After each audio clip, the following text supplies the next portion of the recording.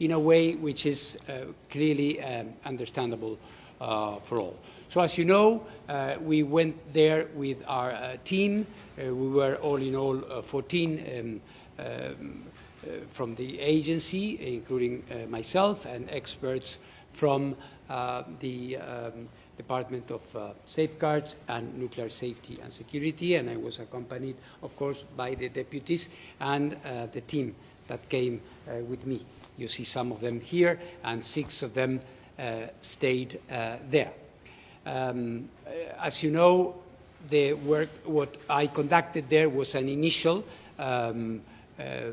visit, which lasted, a few hours. We went on for a few hours. I was able to do many things there, and I'm sure you will have questions about it, so I will not say everything now at this point. Also, after that, as you know, 6 of our experts remain there. They are going to continue the work that we started yesterday, and after that, as I also indicated in Kyiv, and after the visit and the inspection in Zaporizhzhia when I came back, and at the plant itself, we are establishing a permanent presence on site, this time with 2 of our experts, which will be continuing the work. You know that I have, from the beginning of this situation, I have been trying to describe what is going on and its impact on the safety and the security of the plant through a number of pillars that try to address the things that in any nuclear power plant, in any nuclear installation in the world should be taken care of. So what I am trying to describe here with a very simple traffic light type, red, yellow, or green, with all the arbitrariness about this kind of color-based description, but what is behind here and sustaining here is a very thorough technical analysis, of course, of how we see the situation at the plant. So I will not be spending a lot of time here just to describe to you how we see it now, so then I can take your direct questions about them. So first is the physical integrity of the facilities. What you see here is a red, and it's a big red.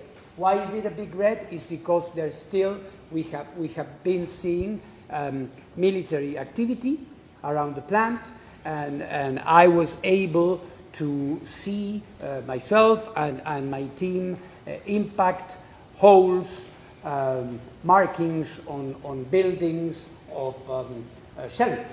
So which means that the physical integrity of the facility has been violated not once but several times. And this is something irrespective of the kinetic power of whatever you are throwing at the plant is unacceptable in any way, under any safety and security criteria.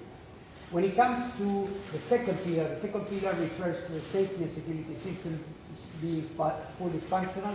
We assess it with a yellow because some of them, or most of them, are working and are working relatively well, but there have been interruptions, some of them related to the physical break in cables or in some connections, and still also in some systems that are not fully back in place, so we cannot get the full information. But it's not a red, it means that the activity is continuing. Sorry? When it comes to, I hope that I'm not, you didn't lose, sorry for that. When it comes to the operating conditions for staff, this, as you know, has been one of the main points and continues to be one of the main points of concern, because this situation in Zaporizhzhia, we have this unique, unprecedented situation where you have a Ukrainian nuclear power plant which is controlled by the Russian occupying forces, creating a situation whereby you have a cohabitation of the operators, people, the Ukrainian people, employees, and professional experts that have been working there. And there's also presence from Russian nuclear experts and also military forces. We don't put it fully red for one reason. And it is that the plant continues to operate, and there is a professional modus vivendi, if I can put it like that. They work together, and the plant, as it is obvious, because it has been operating, 2 units as of today are still operating, including unit number 5, which was scrammed a couple of days ago and now is back in operation. So all the physical conditions are there, and the plant continues to operate. The same code we are applying to off-site power supply. This has also been a matter of enormous concern and interest around the world, because, as you know, if you don't have off-site power supply, the cooling systems for the reactors cannot work. If they cannot work, this can lead to a major accident. We have seen on several occasions that there have been blackouts or interruptions, or 1 or 2 or 3 of the lines feeding the plant from outside. At the moment, there are 2 operational, and what we know also is that when there was one situation of a total, complete blackout, the diesel generators operated normally. We visited them, I saw them, I was talking to those in charge of that part of the operation of the plant. Logistical aspect and supply chain. This is important in terms of the replacement. You have to think about Zaporizhzhia, which is the biggest nuclear power plant in Europe, also as a big industrial facility. As any industrial facility, you need spare parts, there are things that need to be replaced, and so on and so forth. Given the anomalous situation of a war, it is obvious that logistical chains are interrupted. We were quite probing about this. We were discussing with people on site, and the impression that they gave us is that here there are no major problems. There are some interruptions, hence the qualification we are putting here. In the case of the radiation monitoring and emergency response, we have had some complete interruptions, hence the half-red situation, but also some systems are working well, so we do see a mixed bag. In terms of reliable communications with the regulator, it is also an operating function with some difficulties. So this gives you a bird's eye view of a situation which we are, of course, not wanting to banalize in any way. We believe, and I continue to believe, that the situation is extremely complex, extremely challenging, and it will continue to require the permanent support and the monitoring that we are trying to provide now that we are there. So now that I gave you this general overview, I am open to your questions. Thank you very much. Now, yes. A couple of questions. First of all, what do you know now that you didn't know just before going to Zaporizhzhia? And secondly, you mentioned specifically on the IAEA presence at the time. You mentioned 6 people who are there now. I think if I heard correctly, you said something about 2 people staying on the longer term. Yeah. So when does that presence get drawn down? And these 2 people who will stay on, are they supposed to stay there till the end of the war, or are they going to get rotated out? So what's the plan? Well, I start with the easiest part. So those who are there will continue to be there. The end of the war, we all wish for that. We hope it happens soon. We don't know. We believe that it was important for the agency to be there permanently. And this is a good segue for the first part of the question. You were saying, what do you know now that you didn't know before? We knew a lot, but of course, our trade is inspecting. The difference between being there and not being there is like day and night. So, excuse me, many things, we had information, including remote data transmission, etc. But when it comes to many other things that are important, it's very different to go. Now, I saw, and as DG, but also my technical experts, things that were being said, and we were able to assess the seriousness of them and what other questions.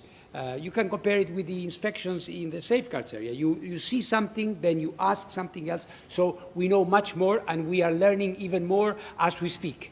Okay, so I guess what I was getting at is the fact that you said you're going to report to the board of governors Yeah. next week.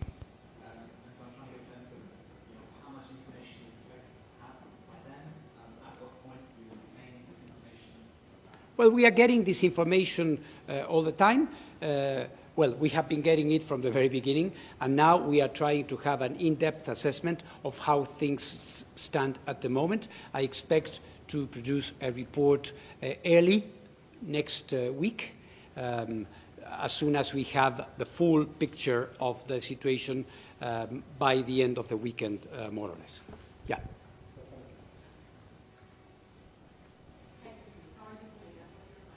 We are fine. I'm happy to be back home.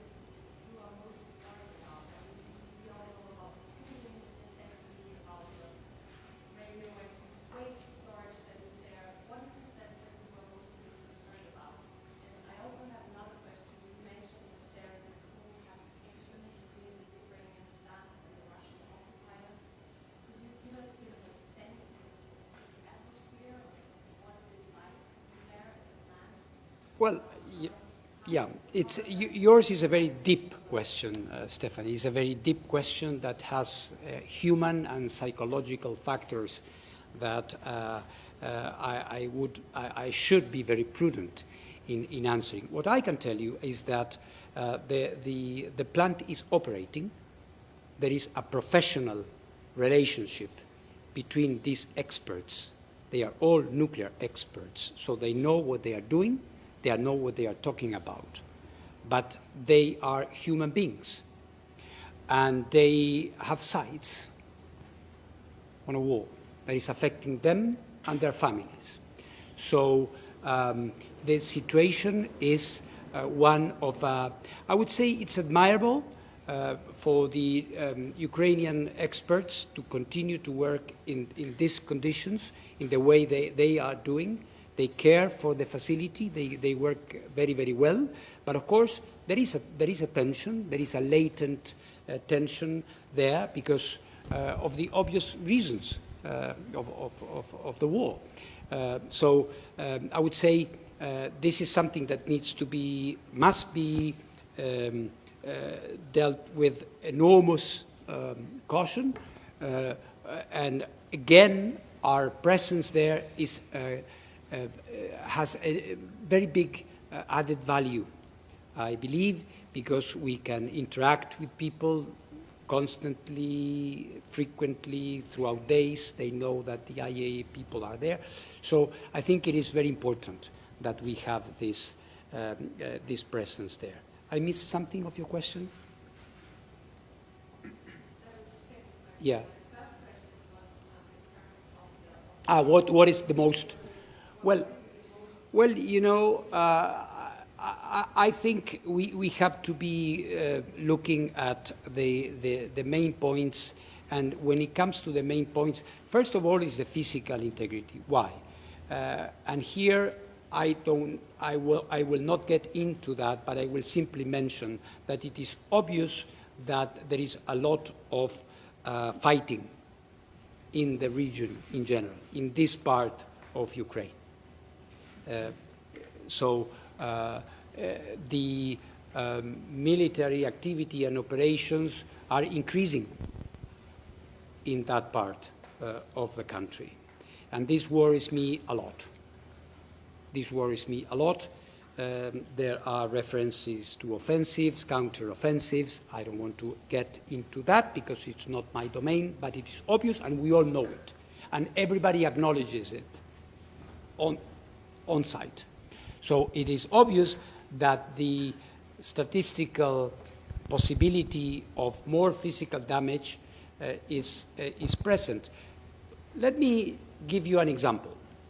The physical damage to the plant, with the exception of the event on the night of the 3rd to the 4th of March with this fire, the shelling actually started in August. So it is quite clearly a more recent trend, if I can call it like that. So what we see with this increase of military activity is that the physical integrity is more compromised. And with that, I take you to four. I take you to the power supply, because it is clear that those who have these aims, these military aims, know very well that the way to cripple or to do more damage is not to look into the reactors, which are enormously sturdy and robust, but to hit where it hurts, so the plant becomes very, very problematic. So my concern would be the physical integrity would be the power supply and, of course, the staff. So these are the areas. The rest are things that we can work on: radiation systems, supply chain, all very, very important, all very important. But, of course, they have a lesser degree, if you want, of dramatism when it comes to what, if I have to address your question directly. Thank you. Next.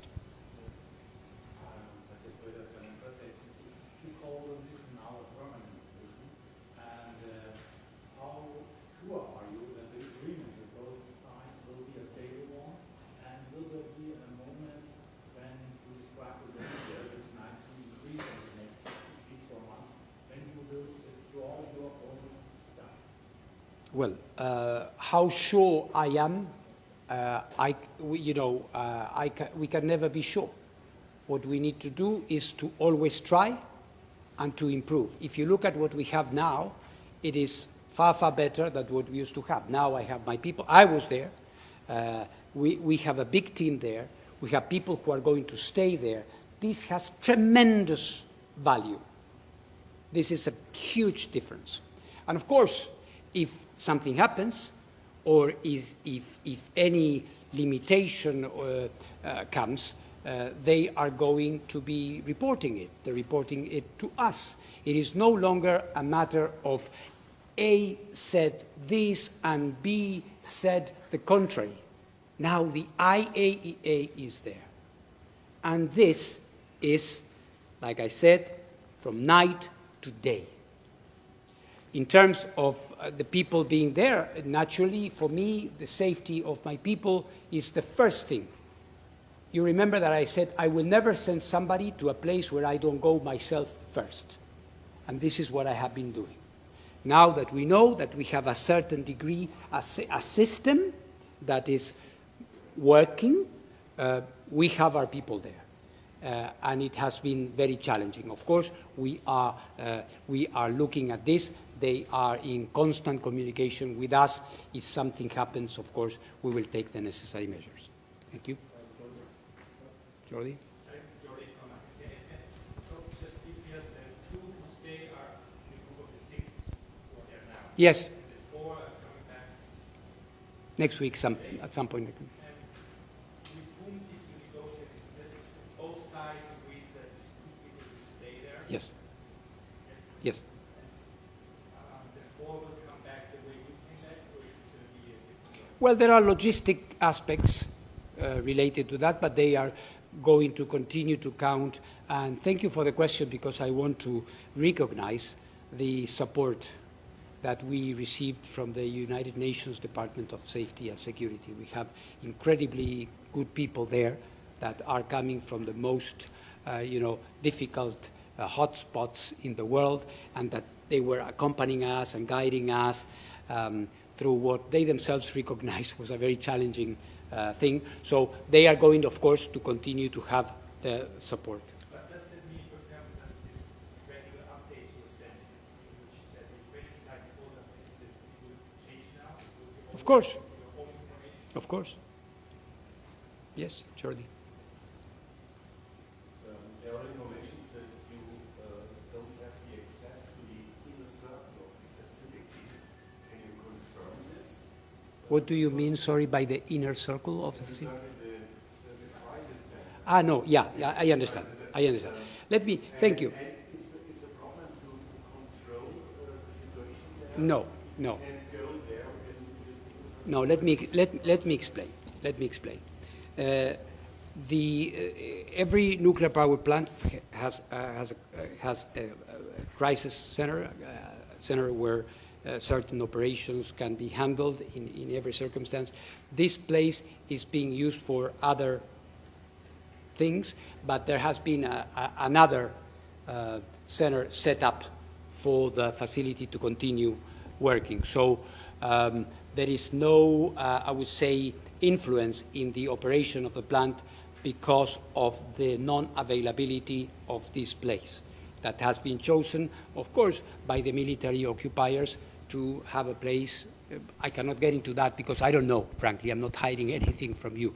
But it is obvious, and we will be recommending that the plant should have its normal operational centers and rooms for that. I want to emphasize this because this idea I have seen in some of the comments and reactions that we were not shown, that we were paraded.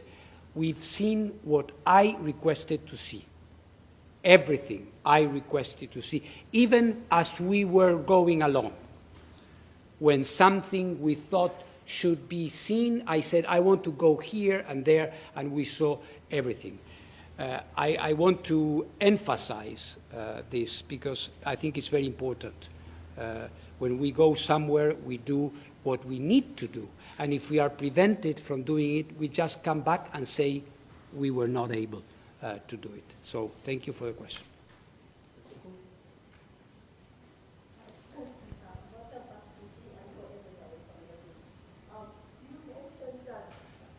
Yes, thank you. You mentioned that the presence of the IAEA is very necessary to stabilize the situation.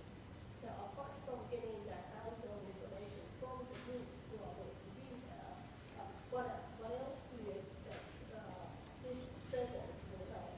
What is your expectation of having it there in terms of Well, that's not a question. yes. Could I just Yes. Everybody has two questions in one, so it's very good, very efficient. So, there are expertise of three major areas: security, safety, and safeguards. And now you're leading two people. Are they the safety people or are they the safeguards? Because safeguards was one of the top agenda actually, although it wasn't really reported much. Yes, thank you for asking. Yeah. So what would be the constellation, and would that hinder your presence in assessing if one of the three is missing among the two?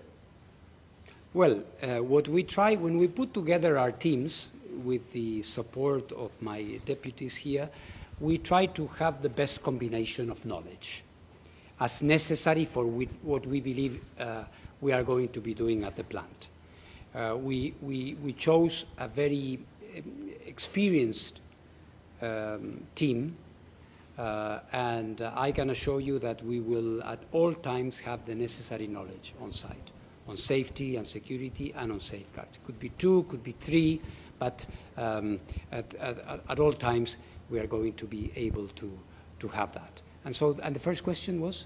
How is that going to help stabilize the situation? Well, this question of yours, of course, has a subjective factor to it, But I would say that the fact that the IAEA is there, that we have our people there informing 24 hours a day, assessing what is going on, and for those who may have intentions on the plant, knowing that international inspectors are there witnessing and informing immediately what is happening, has, I think, an inherent, very important stabilizing effect.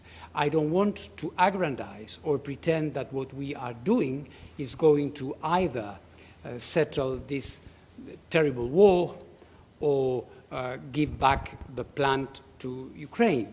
This is beyond our capacities. What we are doing there is stabilizing, looking at the safety, at the security, at the safeguards aspects of the plant, in the conviction that if we get this right, this will have some bearing, influence in what happens overall. Hello? Ukraine criticizes that the IAEA does not speak up clearly in favor of demilitarizing the zone around the nuclear power plant, while Russia, on the other side, welcomes the presence there, while also protecting the site militarily. Doesn't that make the IAEA a political playboy? Listen, your question, which is a very interesting one, can apply to everything we do. If you look at other situations with other countries that I'm not going to mention now because they are not part of the discussion today, you will find the same thing. When people tend to like what we say, they will praise us. When they don't like it, they will say that the DG is a puppet of whomever, or that we are being manipulated, or that we are never manipulated. We never lose our north. We know what we need to do, and we listen, of course, respectfully to all this noise, but our ability is to, keep focus on what we need to do. We are aware of the comments, and of course, it is very legitimate for member states to expect that the agency or myself will say exactly what they would like what they would like the DG to say. Of course, I have to be very clear in what I do. I have to be prudent in what I say. My responsibility is a 360-degree one. So I have to be looking at all the factors involved and how everything I say will be affecting other important pieces of the operation that we are having. So, frankly speaking, there are enough political players in this game, and there are enough people saying what they feel or condemning one or the other. The nuclear watchdog has to remain what it is. The nuclear security, safety, and non-proliferation watchdog, and it has to do its job, to have its credibility. We respect and we understand that people have these expectations, that we will demand these things. But what we believe is that where the IAEA adds value is in its technical work, not if I am one more of those saying A or B against A or B. I think we can ask two questions. Yes, you are right. Do you think the IAEA can now stay constantly there to watch the site and give us information? I hope we are not going to be constantly there. I hope that normalcy will return.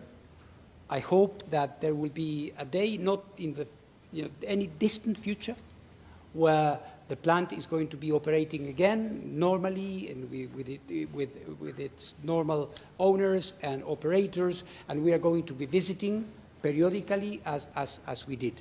I think in all its drama and in all its tragedy, this proves why you need organizations like the IAEA that can go there, try to provide a degree of stability, a degree of certainty about what is going on. Now, when you will hear that there is an allegation that something has happened at the plant, you will be able to turn to us, because you are doing it now, but now we have people there, people who are going to be telling, this is the situation, this is what happened, we are talking to A, B, and C, or the engineers, and this is what we see. Or we are not being allowed. We are locked in a room, DG. What's going on? And then we will know we are in trouble. So I think that's the difference. My question is, you said you're technical experts, but for sure you met the heavy armed soldiers, you spoke with them. How was the connection with them? Was it terrifying with them? Were they friendly? And did you maybe try to speak about demilitarized an area with them, or was it clear no one was speaking about this? Can you tell us about the atmosphere with the Russian soldiers? I would say that the military present, those there did not approach us in any way, were not available for. I asked on a couple of occasions to talk to one of them, but they were not available. Precisely on this issue of the control center, of the crisis center, because I wanted to ask why they were there and if this room could be returned to its normal functions. But it was evident that this group was very withdrawn throughout our presence there. But what we got from our Ukrainian counterparts is that in general this is the case. They are working with their Russian technical counterparts. And I described this situation before. It's not an easy situation, it's a tense situation, it's not an ideal situation. It's a situation everybody is coping with. I have a question. So you said they are still operating two plants. How is the situation that there are occupants there and people, Ukrainian people working? How is this possible when there is control going on? It is possible, it is happening. It has been happening since the plant was occupied. There is a military force that has taken over not only the plant, that part of Ukraine, and they are in control. The plant continues. Some decided to leave the plant and are not working there anymore. Some decided to be there and to continue in their work. This is why I have been saying that this is a situation that it is not, we cannot envisage this to continue for a very long time until there is clarity about what is going to happen. These people basically are very fundamentally uncertain about the future, as we all are. Do you know what's going to happen with the war? I don't, you don't. We hope for peace, but we don't have it yet. And second question, very short, which impact could be, especially on Austria and Vienna, for example, if you compare 86 to Chernobyl? Yes. But it was far smaller time, right? Well, I would say I've heard comparisons, and they make sense in terms of the public interest, because people, of course, relate to Chernobyl. I think the situations are quite incomparable. These are operating nuclear power plants. They have degrees of safety that are immensely higher than what happened there. There are, however, risks in terms, for example, of the spent fuel storage, which is there in case it was attacked or there was an impact there. It would, of course, not be comparable to what happened at that time, but it could have transboundary, perhaps, effects or regional. It would depend, you know. I don't like to avoid the question, but I don't like to speculate too much, because, you know, it could be, you know, a big thing or a small thing, depending on the damage. Yes. Did anything surprise you with this application? A lot of things you described are things that you know previously you'd expect or what we've known before. Were you surprised? Not surprised. Not surprised.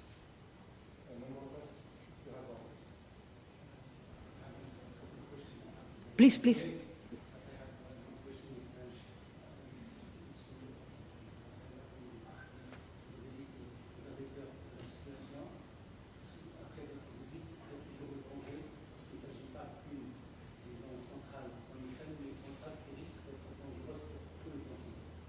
Oui, je crois que c'est un peu la question de notre collègue ici.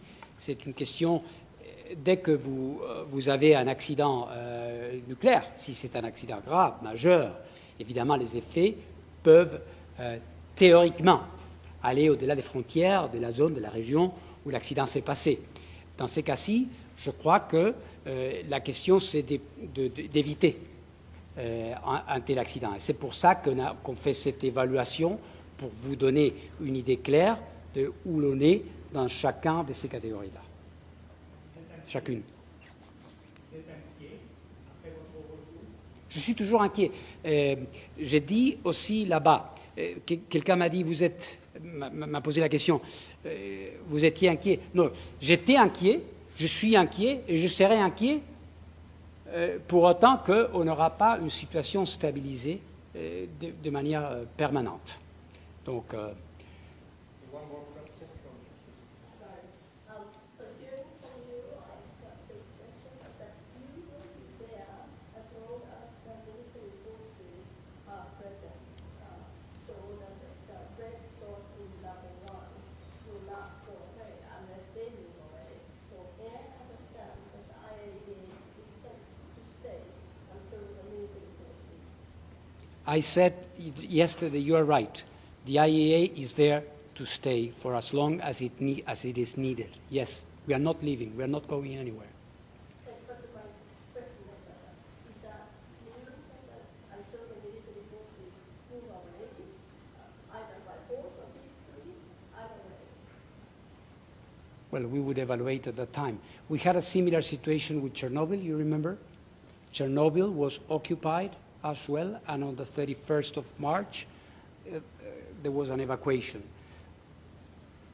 Interestingly, that didn't mean that the IAEA left.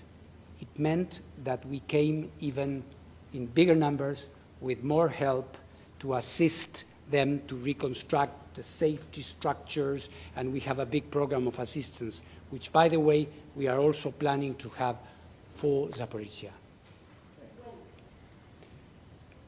As soon as we can. Of course, as soon as we can. As I said, we have to be realistic. We are dealing with realities. Let me thank you all for your interest. We are going, as I said, to continue our work at the plant there and hopefully have a deeper degree of information, hoping that this is going to help stabilize the whole thing. On Tuesday, I am going to be briefing the United Nations Security Council about our findings and what happened. I thank you again, and I wish you a nice weekend to you all. Thank you very much for having come. Thank you.